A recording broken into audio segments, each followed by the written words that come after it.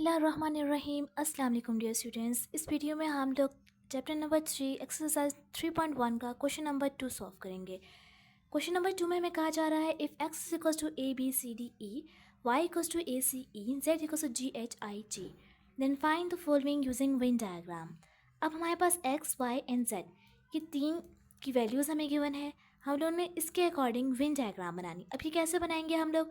First of all हम देखते हैं कि एक्स वाई एंड जेड में क्या चीज़ कॉमन है।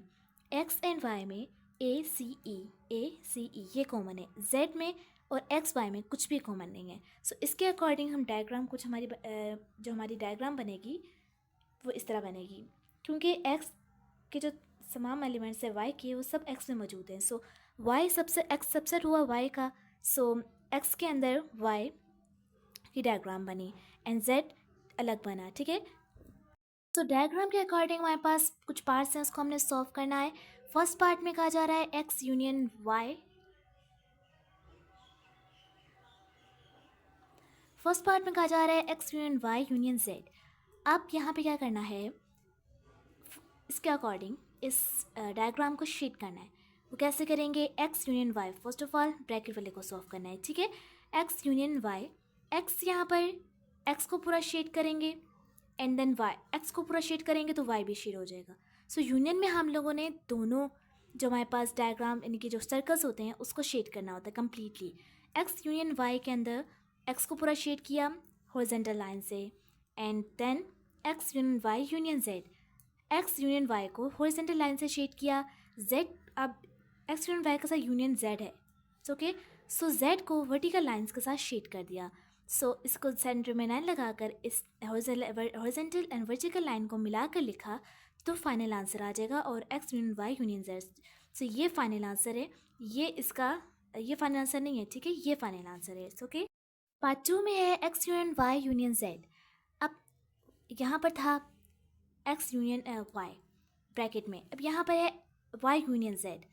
वाई यूनियन जेड में भी सिंपल वही करना है, वाई का सर्कल एंड एक्स जेड का सर्कल, यूनियन के अंदर दोनों सर्कल्स को कम्प्लीटली शेड कर लिया एंड हॉरिजॉन्टल लाइन से। And X union Y union Z में जो एक्स है इसको डिफरेंट लाइन से शेड किया। सो इन दोनों की लाइंस की शेडेड हम दोनों सर्कल्स को हमने शेड किया है।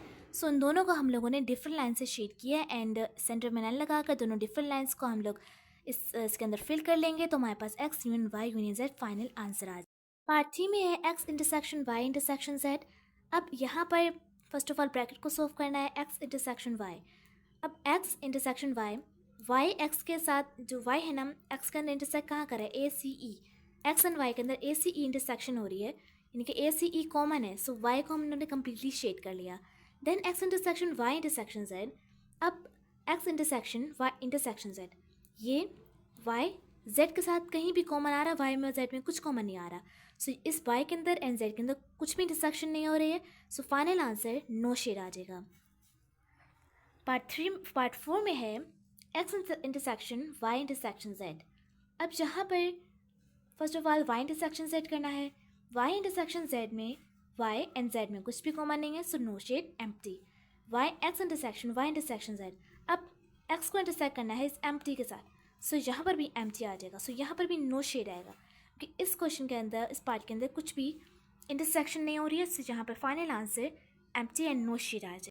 पार्ट 5 में है X union Y intersection Z.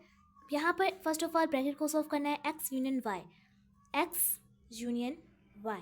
सो ओके, सो यहाँ पर हम लोगों ने first of all X union Y करना है। अच्छा, अगर हम एक्स यूनियन वाई करेंगे तो एक्स एंड वाई दोनों को हम लोग को कम्प्लीटली अगर शेड कर भी लिया तो इसके साथ जेड कहीं भी इंटरसेक्ट नहीं हो रहा है। सो यहाँ पर ये फाइनल डायग्राम इसकी कुछ यूँ बनेगी, क्योंकि देखें एक्स यूनियन वाई को किया तो ये कम्प्लीटली शेड हो जाएगा। ठीक है, बट फाइनल आंसर में इंटरसेक्शन जेड है, सो जेड इसके साथ कहीं भी इंटरसेक्ट नहीं कर रहा है। So final answer no shade होगा। सो ओके, सो यहाँ पर इसको मैंने शेड नहीं किया है क्योंकि ये हमारी फाइनल डायग्राम है।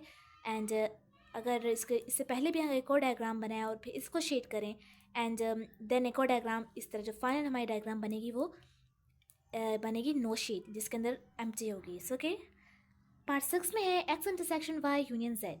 अब X intersection Y first of all करना है, एक्स के अंदर वाई इंटरसेक्ट कर रहा है ए सी ई, सो वाई को कम्प्लीटली शेड कर लेंगे एंड वाई एंड जेड। देखें ये एक्स इंटरसेक्शन वाई है, अब इसको यूनियन करना है जेड के साथ, तो जेड को डिफरेंट लाइन्स के साथ शेड करेंगे एंड हॉरिजॉन्टल एंड जो हमारे पास टेढ़ी वाली लाइन्स है इनको हम लोग सेंटर में लाइन लगाकर लिखेंगे। तो हमारे हॉरिजॉन्टल लाइन एंड ये जो डिफरेंट लाइन्स है यह आ जाएगा X intersection Y union Z. बहुत ही सिंपल सा था, इसमें सिर्फ और सिर्फ हमने शेडिंग करनी थी एंड आई होप सो आपको समझ आ गई।